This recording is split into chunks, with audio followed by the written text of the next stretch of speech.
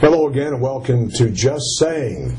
This is the weekly talk show of the Standard Democrat, and you can watch it online. I know you see Mike and I in the paper all the time and say, nice ad in the paper, what are you guys doing? Well, go to thestandarddemocrat.com. Absolutely. Just Google it, and on the front page you'll see the Just Saying program, where we interview different people from around the region and community leaders. And today we're very proud to have Jeff Partridge, the director of the YMCA in Sikeston, and I think the YMCA is certainly a source of pride for everyone, and I think Mike, probably the best thing that's happened to our community in a long time. No question about it. And small communities like ours, we look long and hard for success stories. Mm-hmm.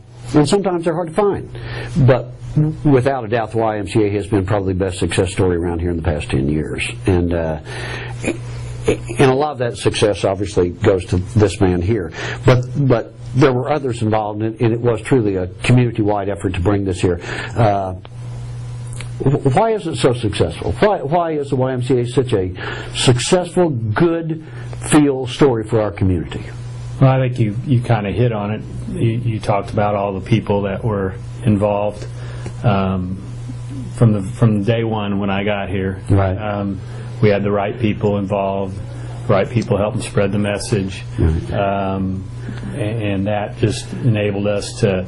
It seemed like every time in our history where there were a street light, so to speak, with a there was going to be a red light, a yellow light, or a green light. Right. Yeah. We always hit the green light, and we're able to move forward and continue to reach our goals. And that having the right people involved, especially early on, and especially when it came time for our capital campaign and the building campaign, that was the key to it. And then, as far as the success of the overall operation of the Y, I think again it's a lot centered around the people, the staff that I have, and have been able to get to come to the Y, whether it's someone who's a janitor and works 20 hours a week, to someone who works in the Welcome Center, to our program staff. I've just got an outstanding group of people who live the mission of the Y each and every day. And then I also think just the mission of the Y, and the fact that it's an organization that's available to anybody who wants to be part of it, is something our community needs. It's a place where everybody feels comfortable, regardless of their income, their race, their religion, whatever. Sure. So I think that those are some of the things that have made it successful. I think the end result is, if you have someone new come to town, or someone who hadn't been back in a long time, the first thing you want them to see is the YMCA. No question about it. And then when you're able to use it, I go 5 or 6 days a week and walk on the treadmill. It becomes somewhat of a social event, and everybody's so nice, everybody's on a first name basis, and it's just something that you're very, very proud of.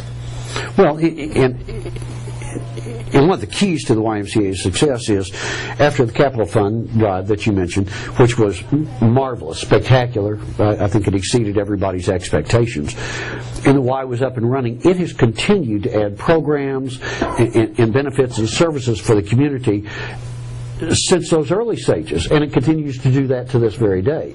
And I suspect that's why you do attract such a wide segment of this population. YMCAs are based a lot on membership. Where are we on membership on the Sikeston Y? We have roughly 5,500 members. So it's just... That's amazing. It is. It is amazing for a community our size to have that level of membership and participation more than anything else. And a percentage of them rely on scholarships or grants, whatever you call it, so they can go to the Y. And how does that work? Well, basically we have kind of two forms of assistance. One we've had since day one, which was basically if someone family or a kid or whoever is interested in participating, they apply through a application process, which gets turned into the Y, and then I either visit with them or in some cases just return a letter saying you've been approved to join, and here's your rate. We do have everybody pay something. You have income-based rates. Yeah, I'm actually going to expand on that here in a second. But the financial assistance process that we've had since day one typically seem to target primarily low income. Right. And like I said, we do have everybody pay something. Right. But what we found as time went on was that our membership was still kind of missing a segment. There was a group out there that, it might be husband, wife, working parents. Maybe their household income is $40,000 a year. Right. And they got 4 kids or whatever. Right. And our regular membership rates were still out of their reach. But yet they're not likely to come in and fill out a financial assistance application because they're working, they're little, it's just not comfortable. Absolutely, I understand, yes. So we actually, right in line with when we opened the new building, we started what we called adjusted pricing. And that enabled those folks to not necessarily have to apply for financial assistance. They could just come in and show someone in the Welcome Center their past year's tax return or their W-2s. Right. And then we plug it into a chart, and then they are given a price that's reduced to what the regular rate is.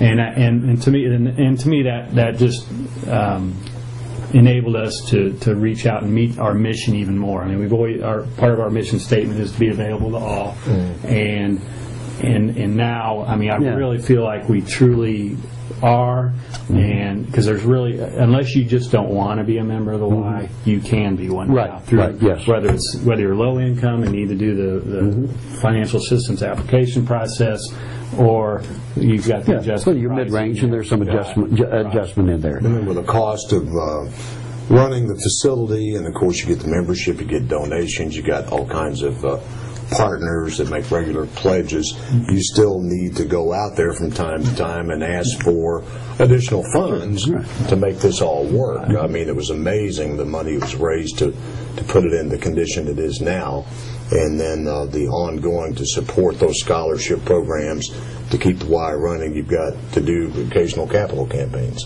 Well, actually, we have our partners campaign, which is kind of what you alluded to, I guess, and that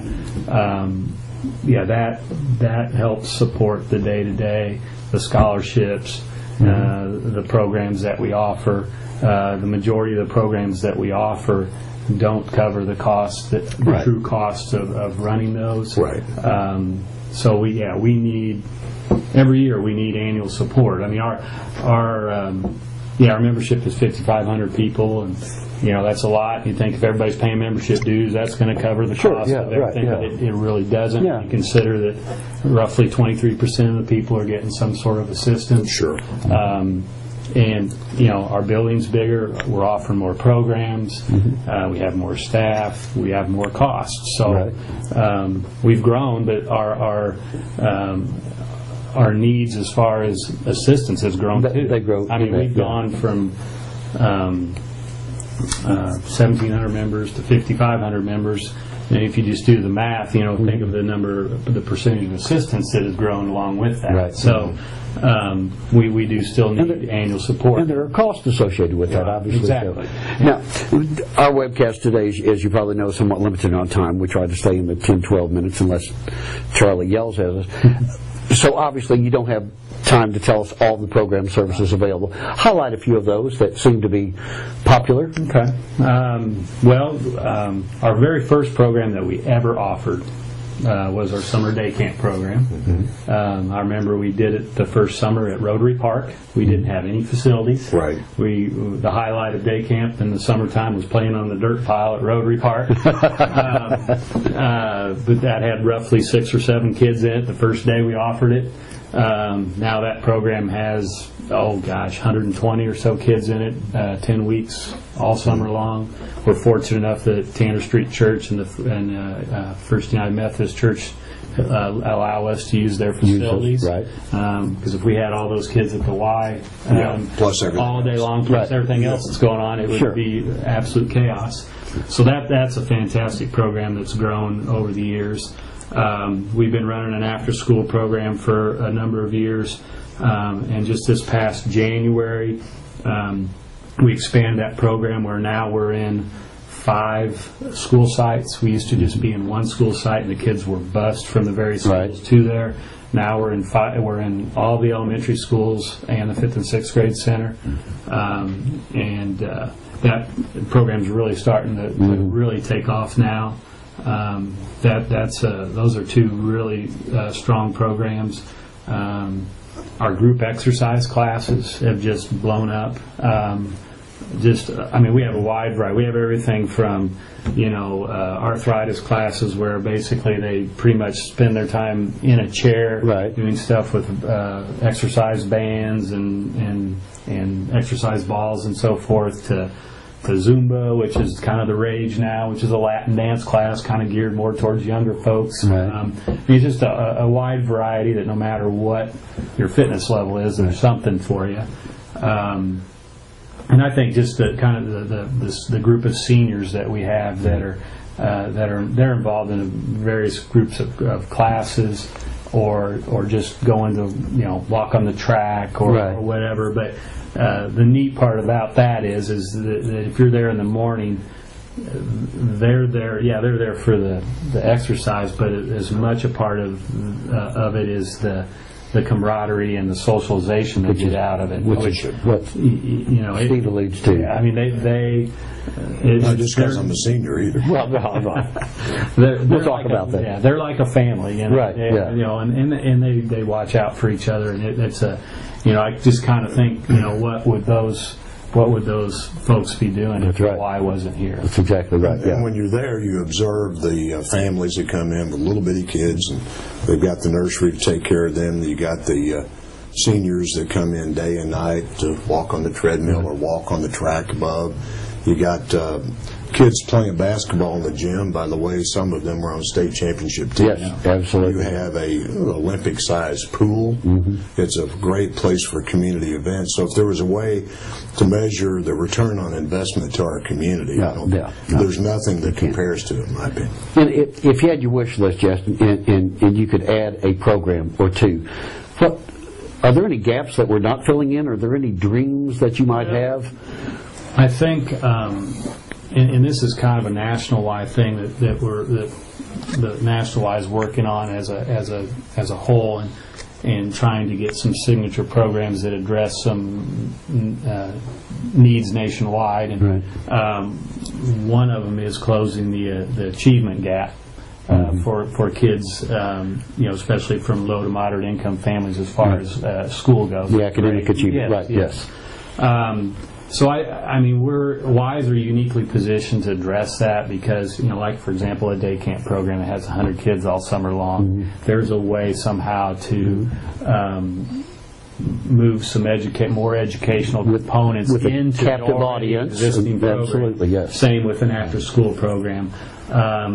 We have kind of partnered with the high school and some of the retired teachers, and doing a little tutoring program once a week for high school age kids.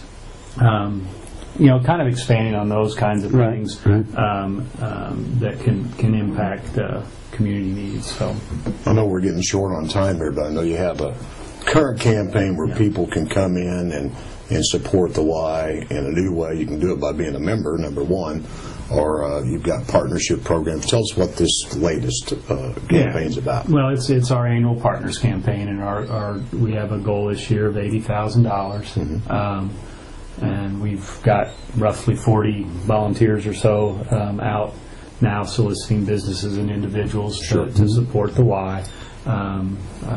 We're hoping I actually threw down a little gauntlet, a little challenge for everybody, and this is a hard thing for me to do because most people know that I'm a Chicago Cub fan. Oh, yeah. And we are too, as long as Blake's Well, we need to cut this program off right now. as long as Blake's there, we are too. Yes, you're right. But anyway, I said that, okay, if we hit our goal, I'll wear Cardinal gear at work for a week. Cool. So, I mean, that's Albert Pujols jerseys, whatever. Charlie, be sure and get that.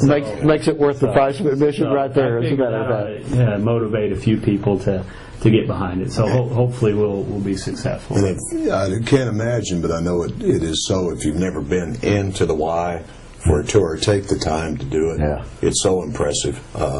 And it's something to be so proud of, and it's a great way to do something in our community that's unique, I think, for most communities in the area. It's that good.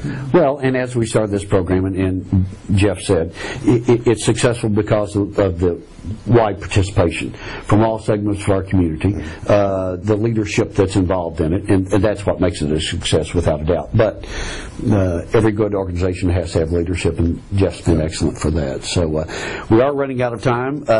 We had hoped to end this today with Steve showing us the Zumba, but unfortunately we have run out of time, so we can't do that. But Mike's going to be doing a diving demonstration at the YMCA pool. Be watching. Absolutely, yeah. We'll give you the time. We'll give you the time. Yeah. Now you're pushing it. Now, I will wear a Cubs. No. Jeff, we thank you for joining us today. We thank you all for joining us. Tune in again next week. We'll be back. Thank you again.